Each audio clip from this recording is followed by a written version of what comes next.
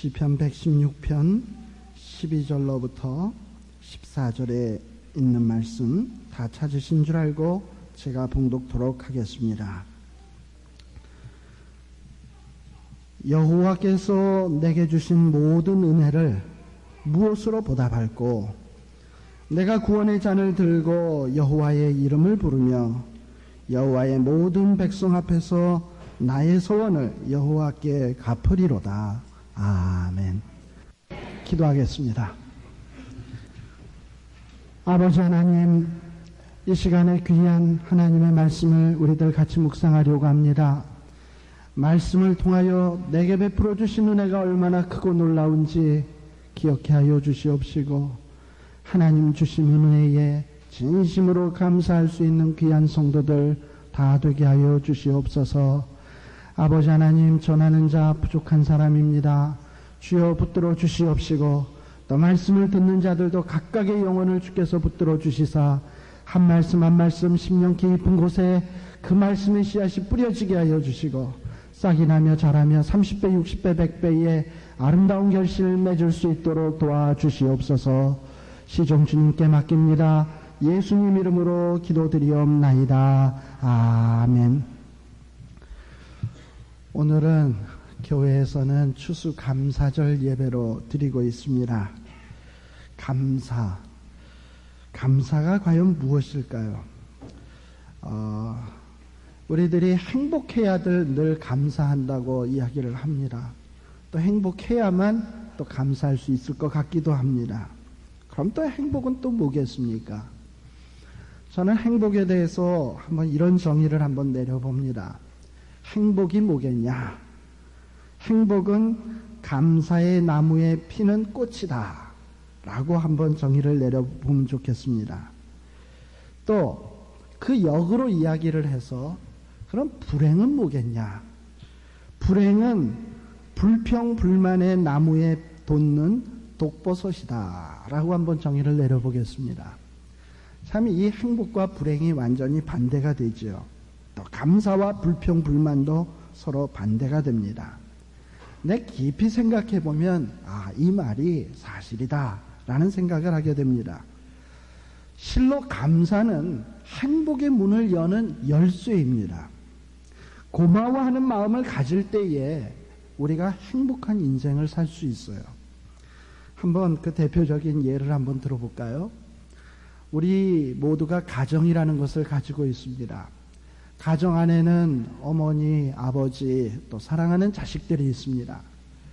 그런데 이런 모든 가족의 구성원들이 감사하는 마음을 가지고 있으면 행복해요.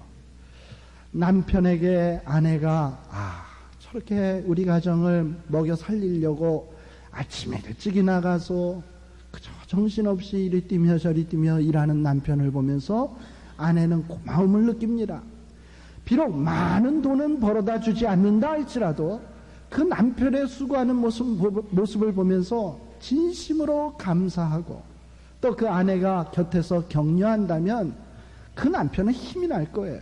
그리고 마음속에 뿌듯한 행복이 있을 것입니다. 또 그러기에 또 남편은 아내에게 대해서 우리 내가 별로 쥐꼬리만한 월급에 가져다 주는 것도 별로 없는데 내 아내가 집안에서 알뜰살뜰 살림을 하고 또 내 사랑하는 자식들을 저렇게 정성으로 보살피니 내 아내가 얼마나 고마우냐 하는 이런 마음을 갖는다면 그 부부지간이 얼마나 아름답겠습니까? 또 자식들은 엄마 아빠가 우리를 이렇게 사랑해주고 우리를 위해서 저렇게 애쓰는데 얼마나 고마우냐, 감사하냐, 이런 마음을 갖는다면 그 자식들과 부모와의 관계가 얼마나 행복하겠습니까? 그런데 반대로 어떤 가정에는 아내가 남들은 그냥 수천 불 수만 불씩 벌어다 주는데 당신은 이게 뭐요? 하고선 얘기를 합니다.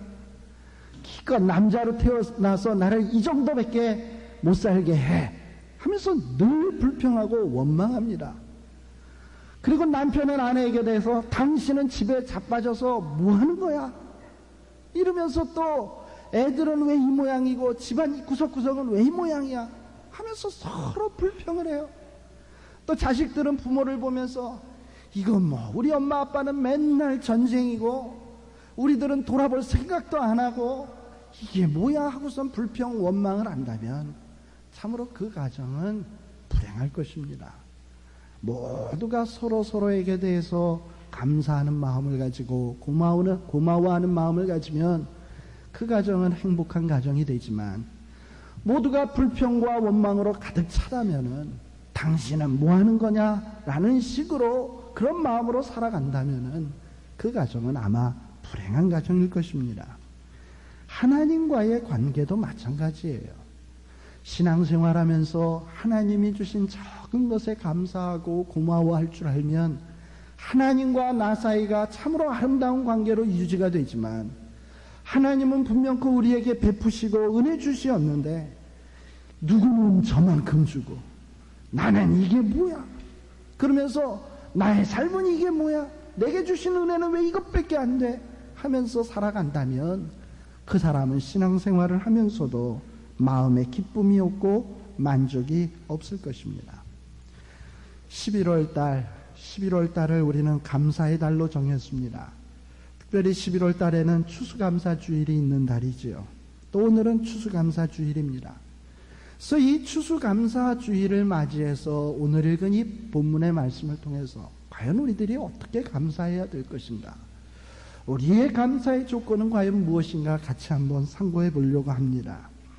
오늘 읽은 이 시편 116편, 시편 116편은 이 시편의 기자가 아주 극도로 절박한 이런 고난 속에서 구원을 체험을 하게 됩니다. 그리고 그 고통 속에서, 괴로움 속에서 은혜 베푸신 하나님의 그 사랑을 회고하면서 감사하는 시가 이 시편 116편의 시입니다. 그리고 이 하나님의 은혜를 생각하고 그 베푸신 은혜에 정말 감격해하면서, 야, 내가 정말 하나님 앞에 진심으로 감사해야 되겠다. 그리고 과거 내게 은혜 베푸시면 내가 이렇게 하겠노라고 서원했던 것을 이제 진정으로 행해야 되겠다 하고 결단하는 이 장면이 나오는 시편입니다. 이렇게 과거의 고통 속에서, 고난 속에서 베풀어 주신 하나님의 은혜의 사랑을 깨닫고 또 내 마음에 있는 그 감사와 감격을 표현하는 것, 이것이 진정한 감사겠지요. 오늘 읽은 이 12절 말씀에 뭐라고 되어 있습니까?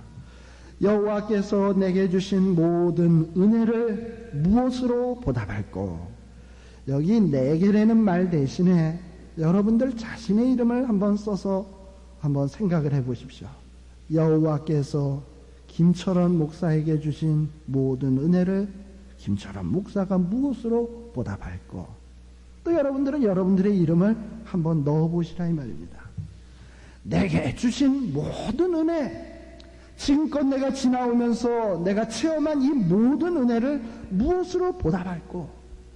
이 감사절 예배를 드리면서 이 말씀을 여러분들 마음속에 깊이 한번 새기시기를 바랍니다.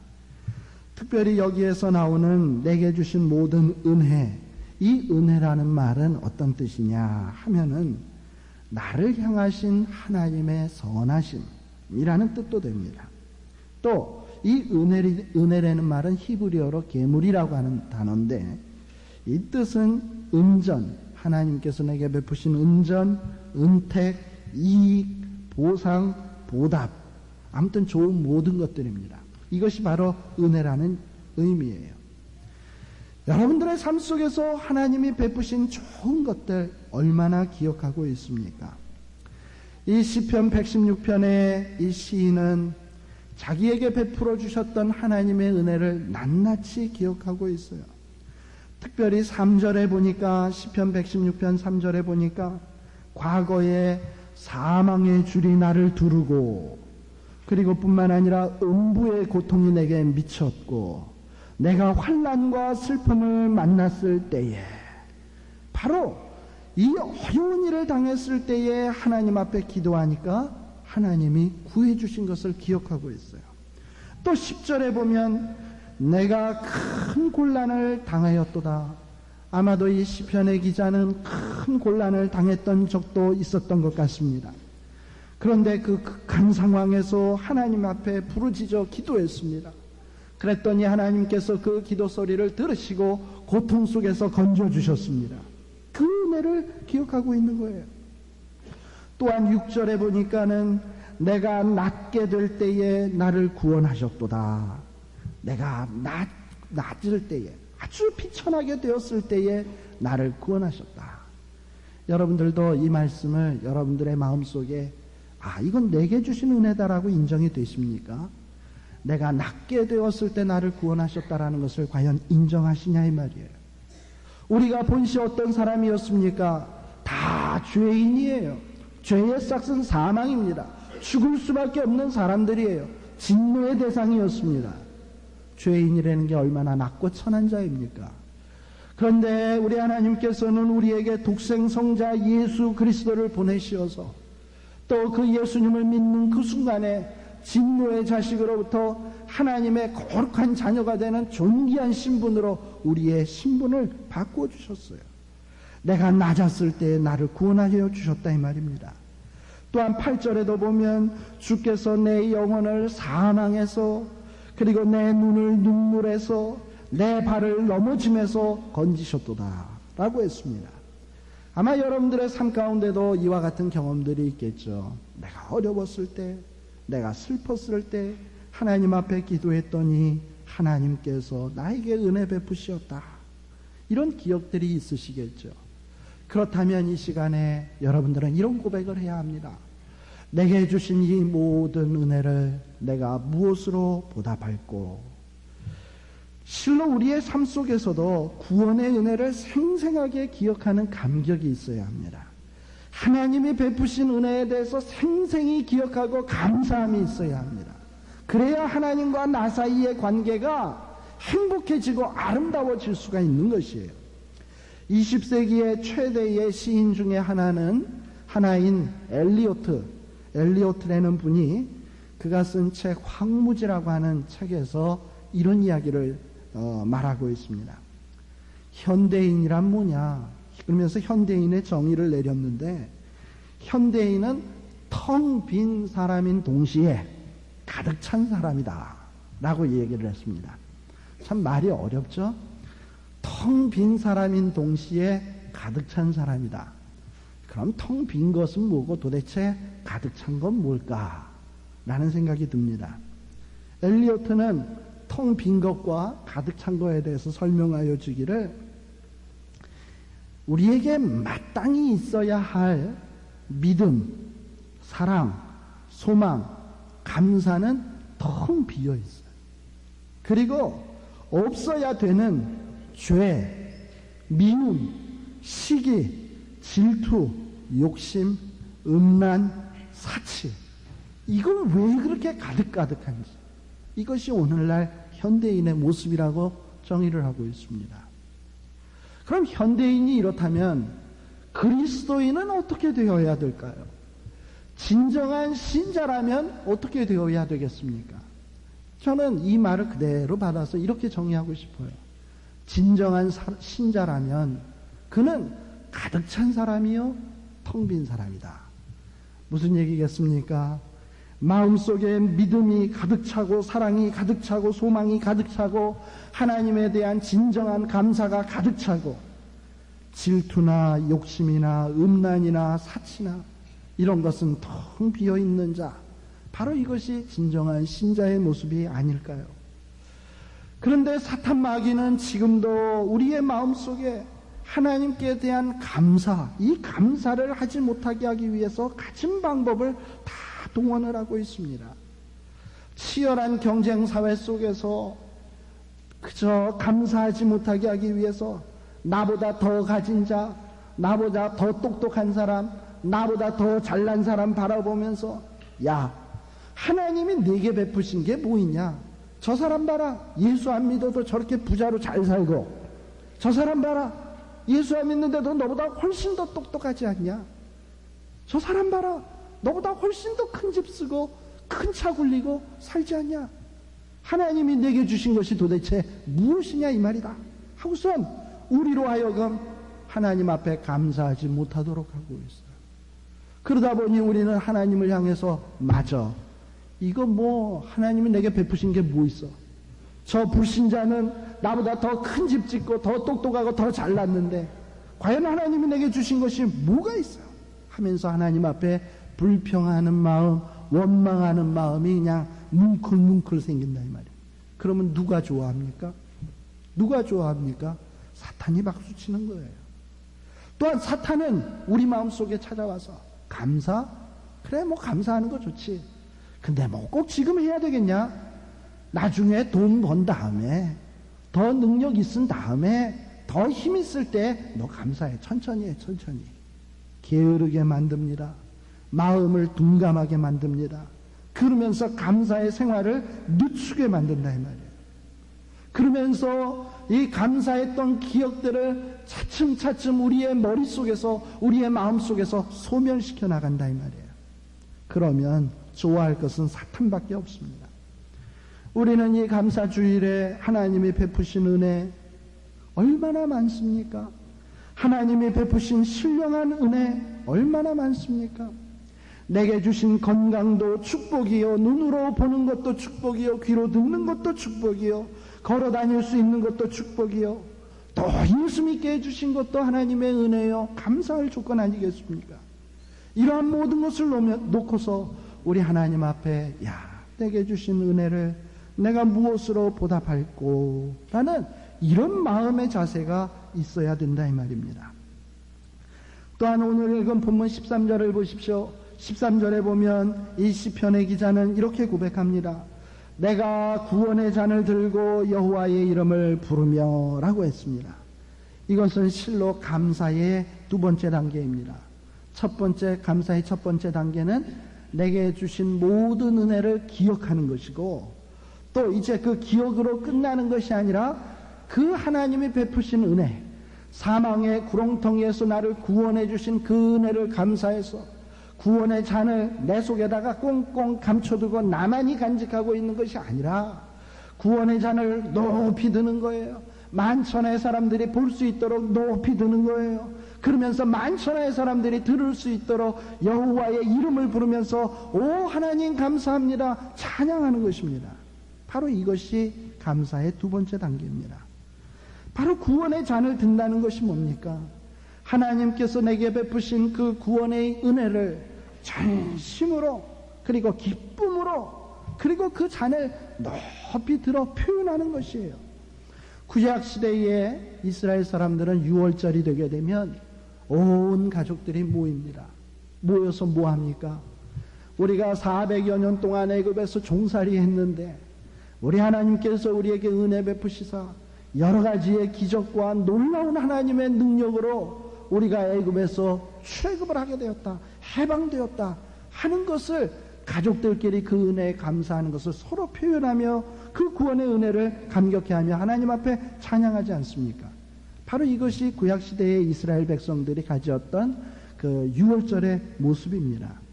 이와 같이 구원의 잔을 높이 든다는 말씀은 내게 주신 은혜를 외적으로 표현하는 것이에요. 오늘 저와 여러분들은 이렇게 하나님의 존전에 나와서 우리들이 마음을 모아 뜻을 모아 하나님 앞에 찬양도 하고 또 어떤 이는 이렇게 아름다운 과일로서 하나님 앞에 갖다 바치면서 내게 주신 은혜 감사하고 또 어떤 이는 추수감사의 예물을 드리고 어떤 이들은 또 저 위에서 찬양으로 하나님 앞에 영광 돌리고 또 우리 오늘 오후 예배 시간에는 또 찬양도 하고 연극도 합니다. 하나님이 내게 주신 은혜를 연극으로 표현하고 찬양으로 표현하고 실로 구원의 잔을 높이 드는 게입니다. 참으로 이렇게 하나님께서 우리에게 베푸신 이 구원, 은총 이것에 대해서 진심으로 감사함이 있어야 합니다. 예, 하나님께서는 우리에게 아낌없이 독생성자 예수 그리스도를 보내셨습니다. 그를 십자가에 못 박혀 죽게 하기까지 우리를 사랑하셨습니다. 또 그 예수님을 우리의 마음의 중심 속에 들어오시게 했습니다. 또 그가 피를 흘림으로 우리의 죄가 용서받았습니다. 사죄의 은총이 있었습니다. 뿐만 아니라 성령님을 또 우리의 마음속에 보내사 우리를 진리 가운데로 인도하고 계십니다. 우리를 거룩한 삶으로 이끌어 주시고 계십니다. 이 얼마나 감사한 은혜입니까? 흔히들 병들어 죽을 병에 걸려서 죽게 된 사람, 의사를 붙들고 간절히 애원하지요.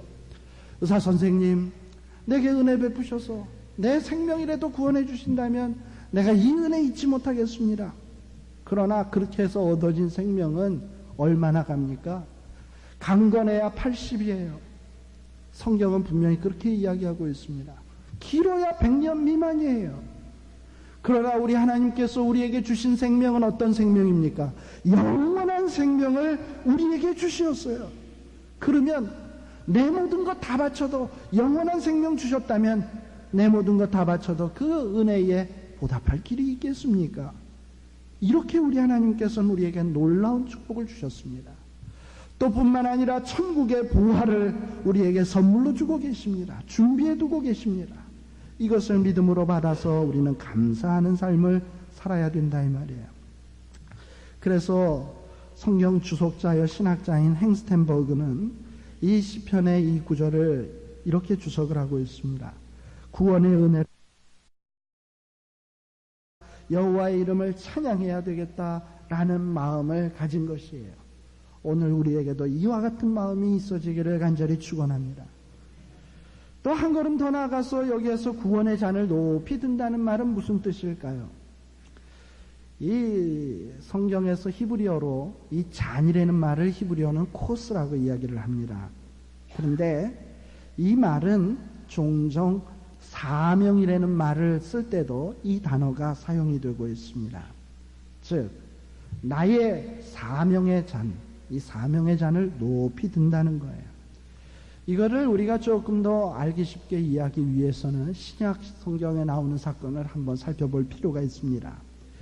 예수님께서 겟세마네 동산에서 밤을 새워 기도하셨어요. 땀을 핏방울처럼 쏟으시면서 하나님 앞에 기도했습니다. 그러면서 기도한 내용이 무엇이었습니까? 아버지여, 할 수만 있거든 이 잔을 내게서 옮겨주시옵소서. 그러나 내 뜻대로 마옵시고 아버지의 뜻대로 되기를 원하나이다 라고 기도했습니다. 예수님께서도 장차 자기가 감당해야 될 사명이 얼마나 고통스럽고 힘이 들고 괴로운 것을 너무나도 잘 알고 있었어요. 십자가 위에서 멸시받아야 되고 고통당해야 되고 괴로움당해야 될 것을 너무나 잘 알고 있었습니다. 온 인류를 위해서, 온 인류를 구속하기 위해서 자기가 처절한 아픔을 당해야 될 것을 알고 있었습니다. 그것이 자기의 사명임을 알고 있었어요. 그래서 하나님 앞에 이렇게 기도한 거죠. 이 잔을 할 수만 있거든 옮겨주옵소서. 괴로우니까, 힘드니까. 그러나 그 다음에 주님 기도하신 것은 내 뜻대로 마옵시고 아버지 뜻대로 하옵소서 하면서 하나님이 주신 사명을 감당하겠다라고 고백을 했습니다. 마찬가지로 지금 이 구원의 잔을 높이 든다는 것은 하나님이 구원을 통해서 내게 주신 그 사명, 즉 이 땅 위에는 얼마나 죽어가는 생명들이 많습니까? 그들을 위해서 내가 충성해야 되고 때로는 봉사해야 되고 섬기는 자가 돼야 되고, 그것이 어디 쉬운 일입니까? 어렵고 힘든 일이지만 내가 이 사명의 잔을 감추어 두지 않고 억누르지 않고 절제하지 아니하고 이 잔을 높이 들어서 하나님 주시는 사명을 감당하겠습니다 라는 내용이에요. 이것을 내 감사의 표현으로 드리겠습니다 라는 것입니다. 우리 하나님께서 우리에게 주신 잔, 이 잔은 너무나 귀한 것입니다. 이것을 감춰두지 마시고 이 잔을 높이 드세요. 그리고 하나님 앞에 감사하세요. 어떤 이는 이렇게 말할런지 모릅니다. 나는 뭐 별로 감사할 게 없으니까 뭐 잔을 높이 들 필요도 없어요 하고 얘기할런지 모르겠어요. 병원에 갈 때마다 저는 많은 환자를 봅니다. 수많은 환자들을 볼 때마다 참 우리에게 건강 주신 것이 얼마나 감사한지, 또 앞 못 보는 소경, 그 소경을 보면서 내가 이 앞을, 비록 안경은 끼고 있지만 앞을 볼 수 있다는 것이 얼마나 감사한지, 또 사지가 멀쩡하다는 것이 얼마나 감사한 일인 줄 아십니까? 밥을 먹으면서 이렇게 먹을 수 있다는 것이 얼마나 감사한 일인 줄 압니까? 참 밥 못 먹고 먹고 싶은 거 못 먹는다면 참 저에게는 참 고문입니다. 참 먹는 걸 좋아하는데 근데 못 먹는다고 생각을 해보십시오. 산의 진미 아름다운 식탁이 참 눈앞에 펼쳐지고 있는데 못 먹는다. 그거 얼마나 괴로운 일입니까? 감사하게도 하나님께서는 저에게 튼튼한 위와 입맛과 그 소화해낼 수 있는 능력을 주셨어요. 이 얼마나 감사한 일입니까? 또 근처에 우리 이 LA 바닥에도 있습니다마는 가까운 데 가보면 말이죠. 양로병원이라는 데가 있습니다.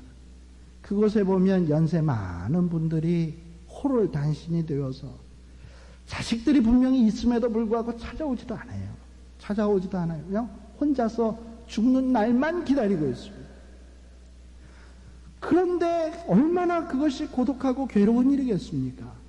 그런데 우리에게는 사랑하는 자식을 주셨고 아내를 주시고 남편을 주시고 사랑할 수 있는 우리 성도들을 주신 것이 얼마나 감사합니까? 또 어떤 사람은 할 일 없이 실직 상태에서 내가 이렇게 세월만 보내고 있구나 답답해하는 사람이 있어요. 그러나 내게 할 일을 주셨고 사명을 주셨고 그것을 감당할 수 있는 힘을 주셨고 내게 일할 수 있는 공간이 있다는 사실이 이 얼마나 감사한 일입니까? 왜 감사할 일이 없겠어요? 이러한 내게 주신 모든 은혜를 기억하며 우리는 구원의 잔을 높이 들어야 하는 것입니다. 특별히 14절에 보게 되면 이 시편의 기자는 여호와의 모든 백성 앞에서 나의 서원을 여호와께 갚으리로다 라고 했습니다. 아마도 이 시편의 기자가 굉장히 고통스러운 그 괴로움의 심연 속에 있었던 것 같습니다. 그런데 하나님 앞에 기도하고 눈물로 호소하다 보니까 하나님이 사망의 줄을 끌어주셨어요. 눈물을 닦아주셨어요. 실족했던 그 발걸음을 회복시켜 주셨습니다. 그랬더니 이제 마음속에 어떤 마음이 드느냐면 맞아, 내가 그때 괴로움 중에 있을 때 하나님 앞에 이런 기도했었지. 나를 이 고통 중에서 회복만 시켜주시면, 이 사망의 줄을 끌어만 주시면 내가 어떻게 하겠노라고 결심했지. 그래, 이제 이 서원한 것을 갚을 때가 된 것이다 라고 지금 마음에 작정을 하고 있는 것입니다. 나의 서원한 것을 갚으리로다 라고 고백하고 있는 거예요. 그런데 많은 사람들이 어떻습니까? 처절한 고난과 어려움 가운데 있을 때에는 하나님 앞에서 하나님 도와주시면 내가 어떻게 하겠습니다. 그렇게 서원도 하고 또 베풀어 주신 은혜에 대해서 감사도 했지만은, 그러나 형통해지고 먹을만하고 살만해지게 되다 보면 하나님이 무슨 은혜를 베푸셨나, 내가 무슨 소원을 했던가 다 잊어버리고 살 때가 많습니다. 영국에 어느 한 부자가 살고 있었습니다.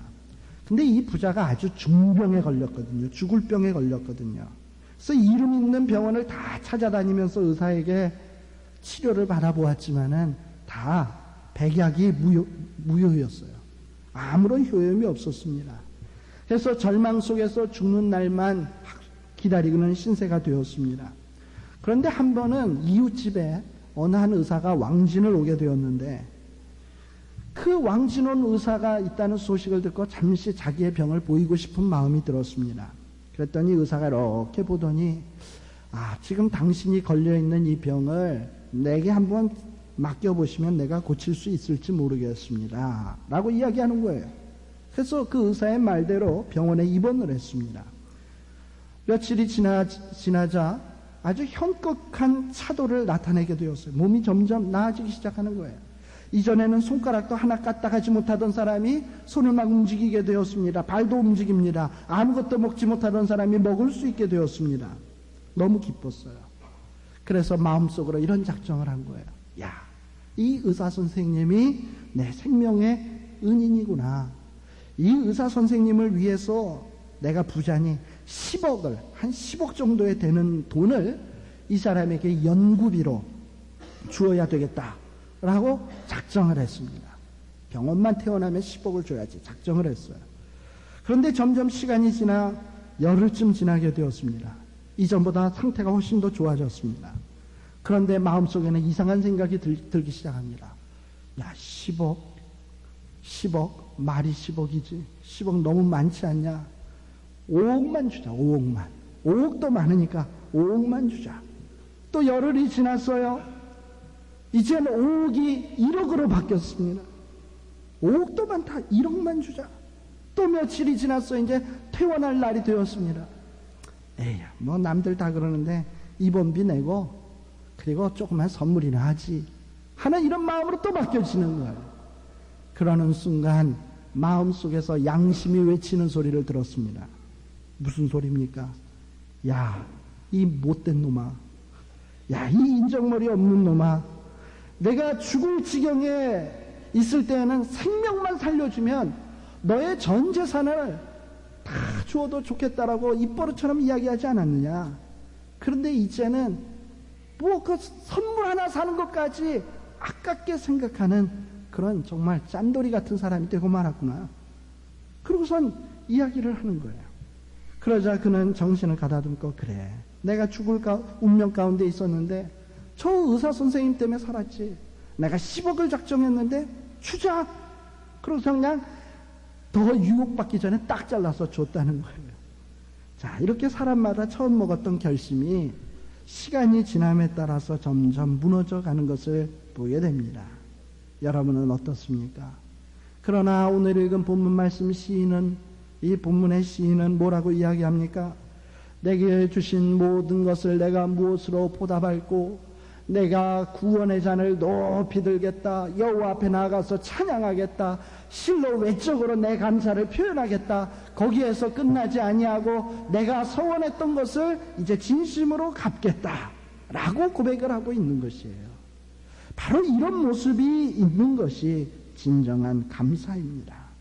오늘 이 감사절에 그저 막연히 1년에 한 번 있는 감사주일이니까 그냥 그렇게 보내는 여러분 되지 말고 여러분들의 심령 속으로 깊이 한번 묵상해 보세요. 내게 주신 모든 은혜가 무엇인가? 그것이 뭐 물질적으로 풍성해야만 하나님 앞에 은혜 받은 것입니까? 그렇지 않아요. 하나님께서 여러분들에게 베풀어 주신 은혜는 실로 있습니다. 분명코 있습니다. 그것을 기억하십시오. 또 진심으로 감사하시고 외적으로 표현하십시오. 그리고 정말 하나님 앞에 감사한 사람답게 사는 그런 삶이 있어지기를 바랍니다. 어떤 학교에, 어떤 국민학교에 고미실안이라는 교육을 시켰대요. 고미실안 교육. 이게 뭡니까? 고미실안. 아이들에게 고맙습니다, 미안합니다, 신뢰합니다, 안녕하십니까? 라는 인사 잘하기의 교육이래요. 그런데 이 아이들이 고맙습니다, 처음엔 형식적으로 했겠죠. 또 형식적으로 미안합니다, 신뢰합니다, 뭐 안녕하십니까 했겠죠. 그러나 자꾸 반복하다 보니까 그 학교의 분위기가 달라졌다는 거예요. 마찬가지입니다. 우리 이 11월달 결산의 달을 맞이해서, 감사의 달을 맞이해서 이 죽음의 사선을 넘어서 하나님께 큰 감사를 드린 이 시인의 감사를 본받아야 되겠습니다. 무엇보다도 1년 동안 베풀어 주신 하나님의 그 크신 은혜를 잊지 말고 낱낱이 세워보시면서 기억하는 여러분 되시길 바랍니다. 또 하나님께서 베푸신 분에 넘치는 그 구원의 은총에 구원의 잔을 높이 들고 그 은혜를 누리며 하나님 앞에 진정으로 감사를 드리는 여러분 되시길 바랍니다. 또 하나님 앞에 작정한 것이 있다면 그러한 삶을 사세요. 과거 예수님 처음 딱 믿고 주에서 구원해 주신 하나님, 사망의 구렁텅이에서 구원해 주신 하나님, 내 일평생 주를 위해서 살겠습니다 해놓고서 지금 이 순간에는 뭐 주를 위하여 살긴 뭘 삽니까? 그러면 안 된다 이 말이에요. 주를 위해서 살겠습니다 작정했으면 그와 같이 사시는, 그것으로 감사의 표시를 하시는 이러한 여러분이 되시기를 간절히 축원을 드립니다. 기도하겠습니다. 사랑의 아버지 하나님, 시편의 기자는 사망의 줄이 끌어지고 눈에서 눈물이 닦여지며 그 어그러졌던 발걸음이 고침받았을 때에 오 하나님, 내게 주신 은혜를 내가 무엇으로 보답하겠습니까? 내가 구원의 잔을 높이 들겠습니다. 찬양을 부르면서 여호와의 이름을 부르면서 주님 앞으로 나아가겠습니다. 하나님, 내가 주께 서원했던 것을 갖겠습니다라고 진심 어린 감사를 하고 있습니다. 하나님 아버지, 이번 이 추수감사가 그저 우리들 형식적인 감사의 재단이 되지 말게 하여 주시옵시고, 이 시편의 기자처럼 주님의 베푸신 그 은혜에 낱낱이 기억하며 감사하는 자 되게 하여 주시며, 외적으로 표현하며 입술로 찬양하며 행동으로 표현하며